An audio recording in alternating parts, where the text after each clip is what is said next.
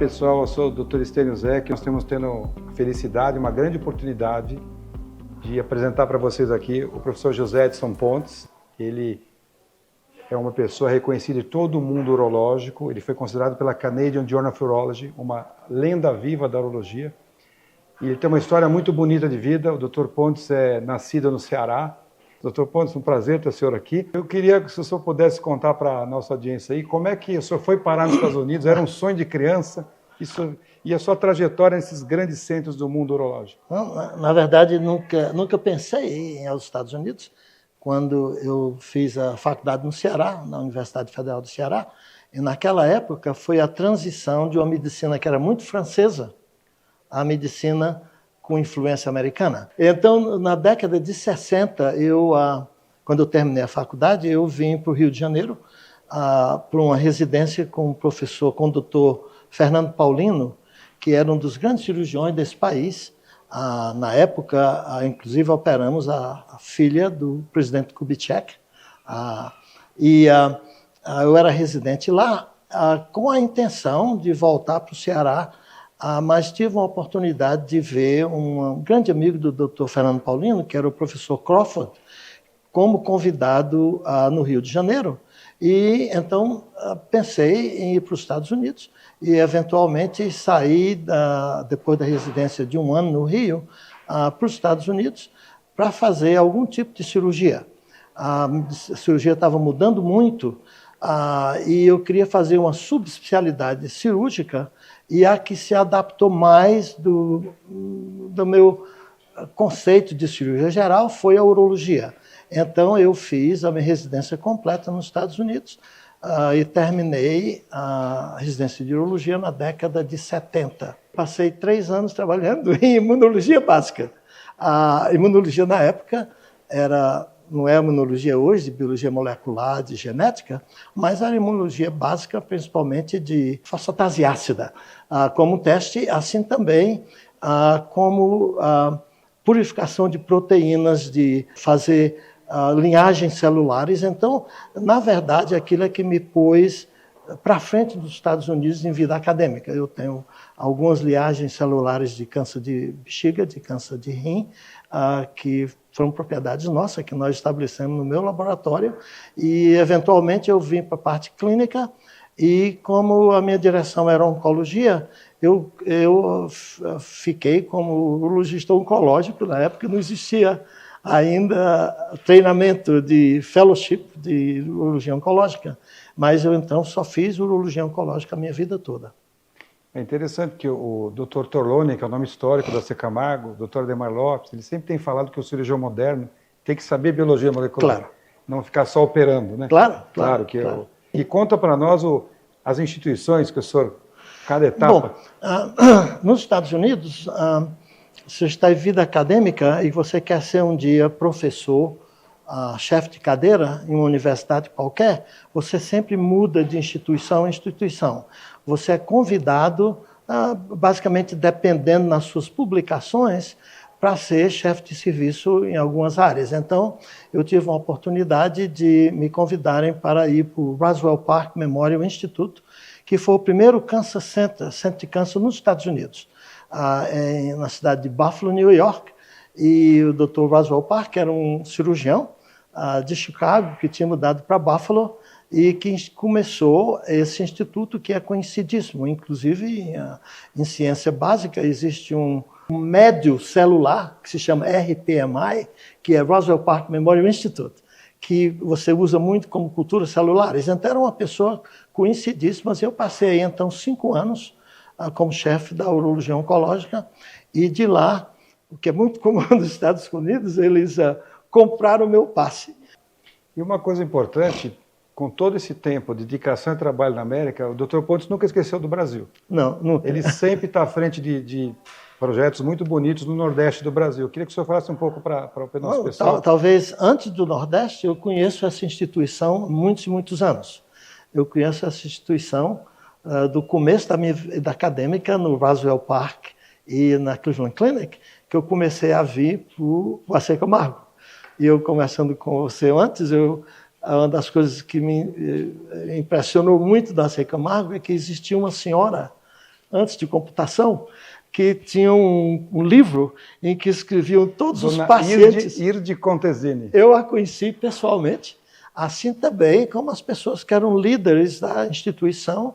Eu era muito amigo do Gentil, do Fernando Gentil, que não somente porque ele era cearense, mas algumas vezes, as primeiras vezes que eu vim para cá, ele era muito ativo ainda na instituição e ficamos amigos pessoais de jantar na casa dele, sairmos juntos várias vezes, como conheci também o começo de toda a urologia oncológica aqui, que na época era liderada pelo Adhemar. Então eu conheci o Adhemar no começo da posição dele aqui e vim a essa instituição várias vezes, como conheci também o Bertrani, porque essa é uma instituição única na América do Sul, desde que existe sempre uma parte muito forte de pesquisa. O Ludwig tinha feito uma doação grande para essa instituição, o que não é muito comum no Brasil, mas esse tipo de doações é que faz as instituições continuarem para o futuro, desde que você controle essas doações de uma maneira séria, sem problemas. É muito comum nos Estados Unidos. E como é que tem sido essa história para o Nordeste, que o senhor tem sempre trazido gente, né? Conta para nós. Bom, eu como sou do Nordeste, eu sempre tenho família lá, eu sou a única pessoa fora, eu tenho uma certa responsabilidade de voltar para trazer coisas para o Nordeste. E durante os anos, uma das coisas que acontece muito nos Estados Unidos é que se você está numa certa instituição, que você tem a proeminência clínica e cuida de pessoas importantes, é muito comum nos Estados Unidos fazerem grandes doações para essas instituições. E então eu tive a oportunidade, já na Cleveland Clinic e em Detroit, de receber grandes doações. As doações lá são muito sérias. Uma doação tradicional nos Estados Unidos, você pode fazer uma doação do dinheiro que você quiser dar. Por exemplo, o Centro de Câncer, onde eu trabalho, o Karmanos Cancer Center, foi doado por uma pessoa chamada Peter Karmanos, que ele tem descendência grega, e que era o dono da Compioer, que é uma companhia fundada em Michigan, e a esposa tinha morrido de um câncer de mama, a Barbara Ann Karmanos, e ele deu a doação para iniciar a parte clínica do nosso centro de câncer, que se chama hoje a Barbara Ann Karmanos Cancer Center, porque ele doou 35 milhões de dólares. Assim também como doações, algumas vezes, de ex-pacientes brasileiros, como a doação do um grande amigo meu, o Carlos Fischer, que é relacionado com a companhia de navegação para Hamburgo, na Alemanha, mas também companhia de suco, a Citrosuco no Brasil, e que fez uma doação à nossa instituição, naquela época, de $500 milhão para treinar brasileiros, urologistas, para passar um ano nos Estados Unidos, treinando em cirurgia, em pesquisa básica de câncer de próstata. E nós, esse dinheiro foi bem empregado e hoje vale quase $1 milhão. E nós estamos aqui, uma das razões que nós estamos aqui em São Paulo dessa vez, é que eu estou tentando reativar de uma maneira regular o número de brasileiros que vão para lá todos os anos, e eu escolhi o Stênio, junto com o Gomes, o Felipe Duboc, para fazer parte do grupo brasileiro, junto com 3 pessoas da nossa instituição, que anualmente vão selecionar uma pessoa do Brasil para ir para lá, passar um ano com tudo pago, pode ir com família, porque gera bastante dinheiro para você passar um ano básico para fazer pesquisa básica em câncer de próstata, o que eu acho importantíssimo, que é uma das coisas que sempre é importante você ter pessoas novas que trazem novas ideias na área de cancerologia. E doutor Pontes, o senhor atendeu pessoas da maior proeminência no mundo, chefes de Estado, grandes fortunas, né? E tem 4 cátedras, inclusive ele não fala, mas uma delas leva o nome dele, é professor emérito lá. Mas tem alguma coisa da medicina que não é só a técnica, né? Quer dizer, é o laço humano, Claro. é tocar a pessoa, Claro. ser confiável, né? Se o senhor puder inspirar os nossos jovens aqui, né? É claro que existe muito interesse por trás de tudo, quando se atende alguém diferenciado, né? Mas como que no Brasil essa cultura da doação é muito difícil, né? Claro. Como que o senhor acha? O que o senhor poderia dizer para alguém que está iniciando nisso, atendendo essas pessoas, né?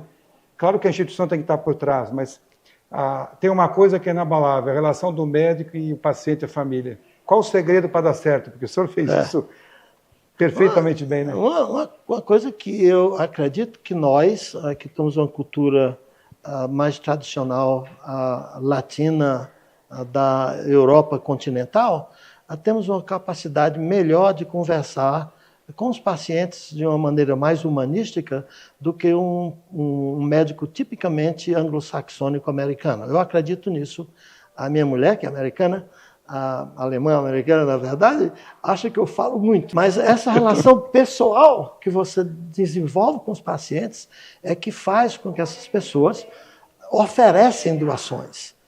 Está entendendo? Eles perguntam pessoalmente o que é que eu posso fazer por você. Então você diz, por mim, pessoalmente, nada, mas você pode fazer alguma coisa para a instituição, sabendo de que esse dinheiro vai ser bem empregado e que não vai ter problema nenhum de levar esse dinheiro para canto nenhum. Vai ficar no seu nome, no nome da sua família, por resto da vida, o que é muito importante. E nos Estados Unidos existe uma tradição muito grande, especialmente de algumas comunidades americanas, de fazerem desse tipo de doação. Agora tem uma outra coisa, antes do médico tem a pessoa. E embora ele é do Ceará, né, que é a terra da cajuína e da cachaça, ele é reconhecido como um vinicultor, né? Ele produz vinho lá na América e ele produz vinho aqui na Patagônia, na Argentina, em Mendoza. Né? Mendoza, sim. Então conta para nós um pouquinho o que tem por trás do jaleco. E a pergunta é a seguinte: o senhor prefere cachaça ou vinho? O senhor é um traidor da pátria? Os dois. As duas. Um traíra? Uma das coisas que é muito comum, que eu vejo, não sei no Brasil, mas nos Estados Unidos, os médicos são muito bons profissionais, mas tem muito pouca, ao meu ver, culturas gerais, humanísticas, né, devia dizer. E eu acho que esse pessoal trabalha demais e que um dia eles se aposentam e a ideia é que vão jogar golfe. Mas você não pode jogar golfe todo tempo. Eu sempre pensei em fazer outra coisa de lado de medicina. Então, há uns 20 anos atrás, eu saí da cidade grande de Detroit. Eu moro numa cidade fora, a 3 horas e meia de carro de Detroit, no Lago Michigan, onde tem uma zona de viticultura muito importante, muito parecido com a zona de Alsácia-Lorraine, entre a Alemanha e a França. E então me envolvi parcialmente em ter uma vinícola. Mas não foge da raia, é cachaça ou é vinho? Ambos. Muito obrigado. Viu? De nada, obrigado, prazer. Dr. Pontes. Obrigado Tá a todo o nosso time aqui da imprensa, que ajudou muito, da mídia. Obrigado. E está proporcionando uma bela visita desse grupo tão importante para a gente. Obrigado.